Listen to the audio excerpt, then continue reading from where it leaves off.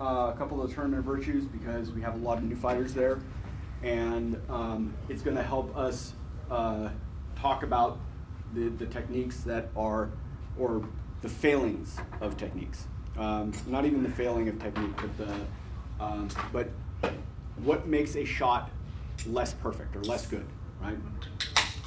So yesterday we went through with the Pell a whole bunch of the things that you can feel. Shots that land tippy or at the very, very end of the sword.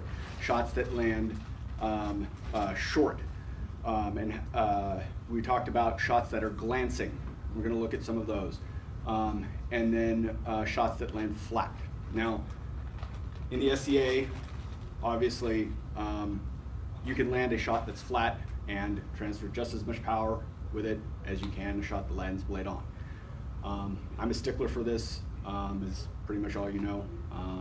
And since we are training to be fighting with swords, we're going to look at least identifying how, what that looks like when a shot is flat. We're also going to look at, try and look at muscle group mechanics to see where people are developing power from, and then look at defense and other, and footwork and some other strategic topics. Starting with the simple mechanics of blade geometry. When we have a shot that lands tippy or lands short, for example, with a wrap, right? I throw a wrap and I land it here. The reason why it doesn't transfer as much power as the shot that lands here is that the radius of this circle is much longer. It has a lot more chance to develop power. The radius of this circle is much shorter, doesn't have enough time to develop the speed and transfer the power into it. It's less so with a flat snap, but or a true edge cut, but you still have, you will still see power bleeding off of it even when you hit short. The other topic, one of the other aspects is sword geometry, or the shots that land skippy or oblique, right? So when a shot lands square to its target, what tends to happen is the shot will hit and bounce back, okay? And when it bounces back in the same plane that it attacked in. What you will see when a shot is skippy is either A, the shot will keep going through, or it will hit and bounce at a weird angle, right? That means that the full power of that blow is not being transferred into its target, okay? Even a shot that bounces back, say at that angle, is not transferring the full amount of power. And when we actually go in and start looking at these videos, we want to, we're going to talk about them, and assuming that both people in the fight are honorable, that they called their blows correctly, and so on. And then we'll look at how we could make each of those shots or each of those passes more perfect. Focus. And I have deliberately chosen a couple of videos that are more controversial because of exercising this aspect of how we make these blows more perfect. Okay, so all right, let's go ahead and turn off that light.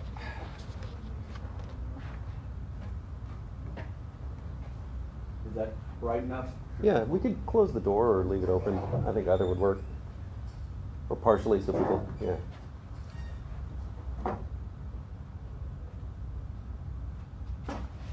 And Patrick, I also know you watch a lot of videos, and if you have comments in here that you want to add, please. Because I actually have a couple of your fights in here. That I've got some good fights here if you want to play something later too. Yep. I've got Sean Kjartan from that'll be great. From the First Talent Crescent. Okay, so this fight here is between Sir Niccolo and our now vigilant Liam. And this is from a couple years ago. And I chose this fight because this has several examples of swords getting crossed up or getting deflected or just not hitting quite right. Okay? So when we watch video, the first thing I'm gonna do is we're just gonna play this through all the way. And then we will go pass by pass and break it down individually.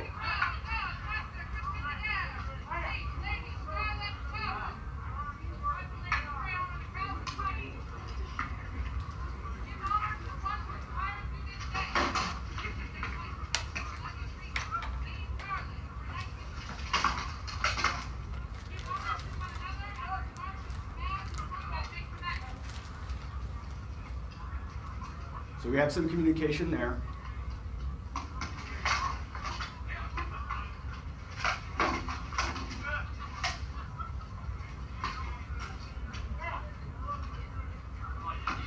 And the final shot.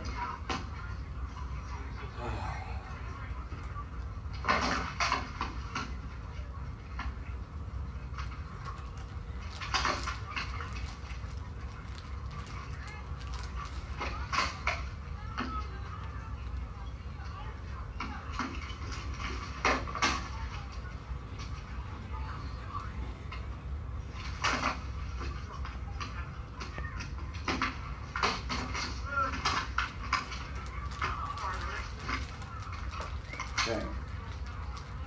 So, in this fight, here we have our opening pass. Okay? We're just going to describe what shots are thrown. We have Liam throwing a leg wrap that Nick catches on the flat of his shield, and while Nick is throwing an offside, that Liam catches on the flat of his shield. Okay, so here. Now let's zoom in on this a little bit closer. That is so cool. What app It's a are you? great program. What app are you using? This is called Coach's Eye. Coach's Eye? Coach's Eye is an amazing, amazing program. It's at most $5. You can get it on the iPad or the App Store, the Apple Store, or Windows, and it works with any of the tablet operating systems. Now you see the record button on the top there? If he hits that, it'll record everything he's doing and our conversation into a new video, which you can then send to somebody or post to YouTube or whatever you want. So if you're coaching somebody and want to critique what they're doing, you can hit record, go through this back and forth. It records everything you're doing on screen, everything you're saying, marks that you draw on the screen, makes that another file, and you can send it off to them. Wow. It is really useful. The one thing that I don't like about that feature is that when you record, the output video is only at 360 dpi, which loses a lot of the details that we need for doing a lot of this analysis. So here we have the first set of shots that come through. Okay, so Nick throws a flat snap at Liam's leg, and Liam returns with a wrap to the arm, and then comes up to Nick's head from there. So what happens on each of these shots? So starting with Nick is throwing this flat snap, and he makes impact with Liam's shield. Now we know he's made impact with Liam's shield because we can see the shield actually change position. And then when he lands, yep, it hits the basket hilt, and then when it lands, it's landing really on the short end of the stick, right? It is not hitting in the sweet spot. Now, part of the thing that may have bled power off of this also is that Liam is stepping into the blow, and so Nick was intending this shot to land further away on a target that was initially further away than where it ended up.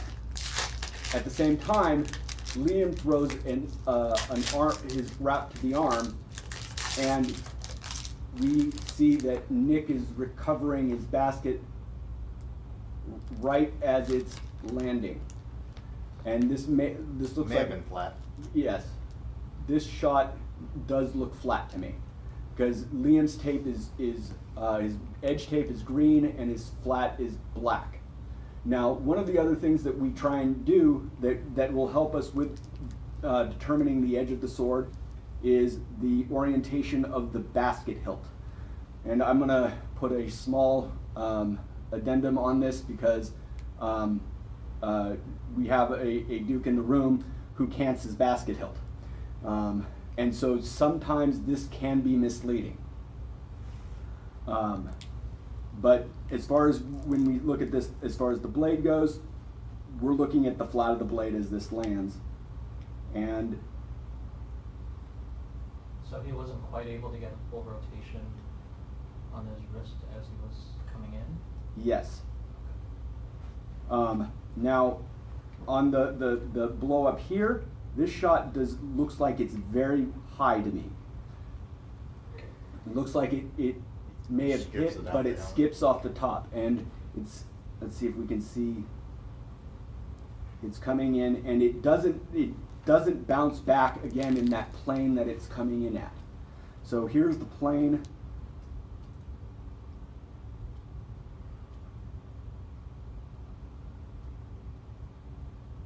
The plane is here, right? And when it bounces off in this plane.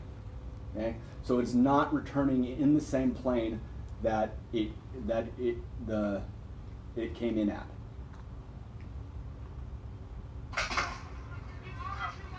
Okay? And does what happens with Nick's offside.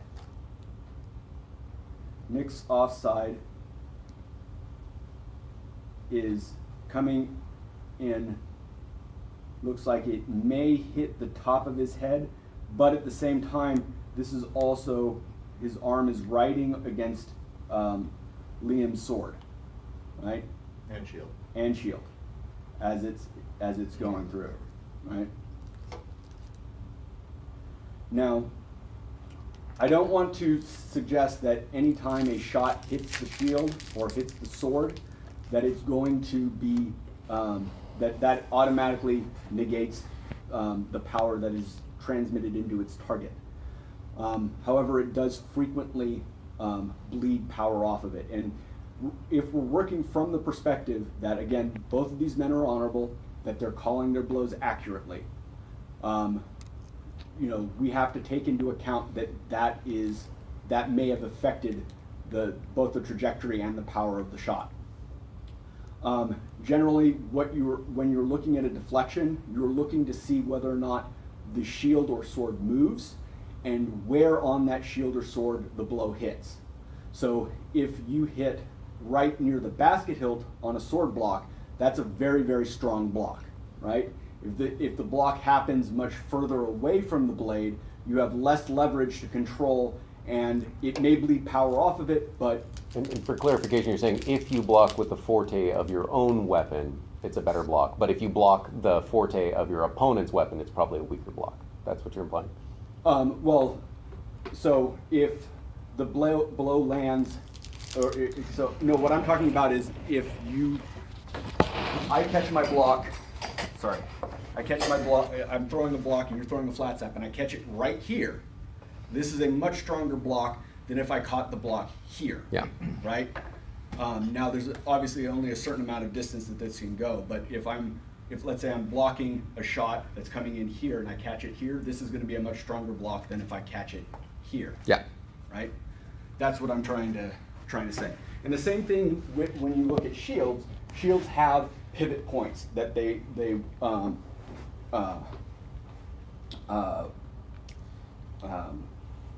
that they work around as well. So heaters or side mount shields have multiple points of contact. This was a notation that Count Gemini originally posted or had,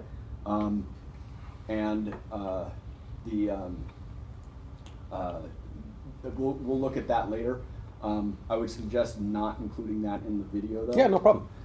Simply because he doesn't play in the SCA anymore, and he's been territorial about people using his teaching materials. So Yeah, that's fine. I didn't know Gemini quit. yeah, after the, well, we don't need to go into that. Yeah.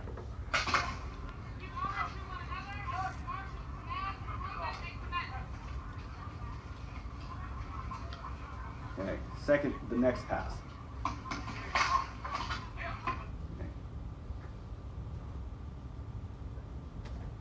So here, we have both of them basically crossing basket hilts, right? There is, right there, Liam is hitting Nick's basket hilt and rolling. Now he gets possibly better rotation there. That does look like he gets his blade on, but it's already had the shot deflected at the basket hilt, and Nick's shot is coming into the what looks like his wrist. Yeah. Okay. Now we can also talk about where each of these guys are getting their power from, right? So one of the things that we look at is, so we have legs.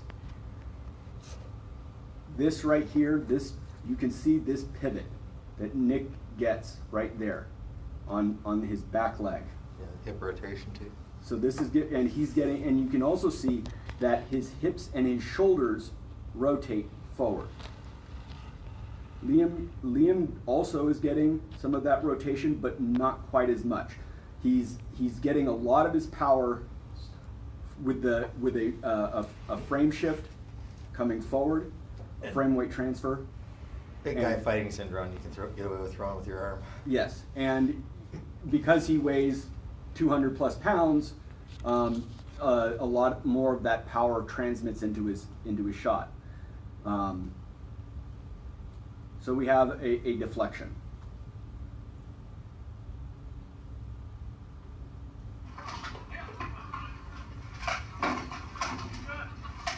Okay, so what happens here? We have Nick closes the distance, throwing a flat snap at Liam's head, which he blocks. Liam throws a leg wrap that impacts Nick's shield and then goes into his leg. Also, again, this shot looks like it is landing flat. And if we zoom in, when I'm talking about looking at the edge of the basket hilt, what we should be seeing here is a totally round angle, a round circumference of the basket hilt, right? Here is his plane of rotation, right? At the point of impact, his blade should be parallel to that plane, right? But what we see is that instead of being perfectly round, like we were looking at the front of his basket hilt, we see that there's the side edge of it there. Mm-hmm. Well, he didn't complete the rotation, but his sword was stopped a foot shy of target too. Yes, that is. So it's not to say he wasn't going to complete the rotation if he'd finished the shot. It was blocked before target. And then Nick throws an offside, and it's unfortunately a little tough to see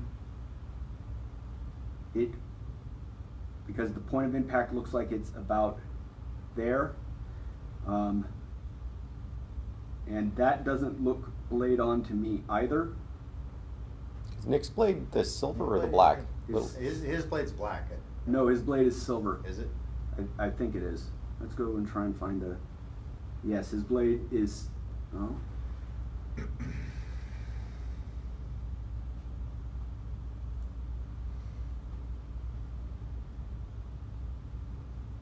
Kind of depends on if he's got his basket hilt rotated, honestly. That looks like to me his edge is silver, and also when we look at the edge of his basket hilt again, We can see that it's turned slightly there. So here is Nick's plane of rotation, and the blade is close. It looks like maybe 45 degrees is as flat as it might be. Yes, I agree with that. Okay. Whereas Liam throws a thrust that just misses. And then Nick follows up with his double tap. Can I ask a quick question about that thrust? Because I was trying to read that, and you guys might be able to read it better than I can. Was that thrust, and maybe that's just because it's going away from the camera, so I'm having trouble figuring out where it is in space, but was that at his armpit or at his head? I think it was targeted at his head, but because Nick is moving at the time, he misses that target. And it's going under his arm? Yeah, is that right? I'm thinking, I'm wondering if it actually deflects on that elbow cup. I think it was intended for the body, but I'm thinking it deflects on the elbow cup right there. Oh, yeah. And then it goes under Nick's armpit. Under the arm, yeah. Got it, okay. Yeah. See, there was a reason for those big fan elbows. Big fan of the big fan.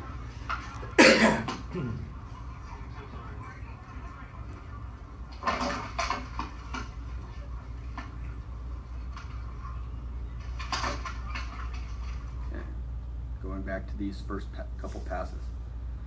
So we have, again, a crossing up. Here, we can see that this shot is catching on his elbow and getting deflected down, whereas Nick's looks like it whiffs through, right? It looks like Nick's is actually driving into his blade. Yeah.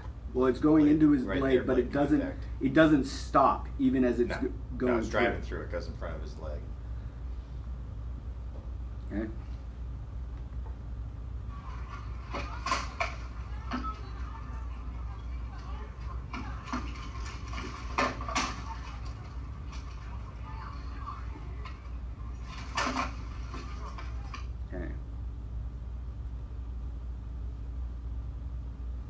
Okay, so we have this shot here. Liam throws, and that offside looks like it lands at just above the eyes or at eye level. With no mechanics at all. Yes. That's just a hand flick. It He's is. got no body, no push from the ground behind it. Right.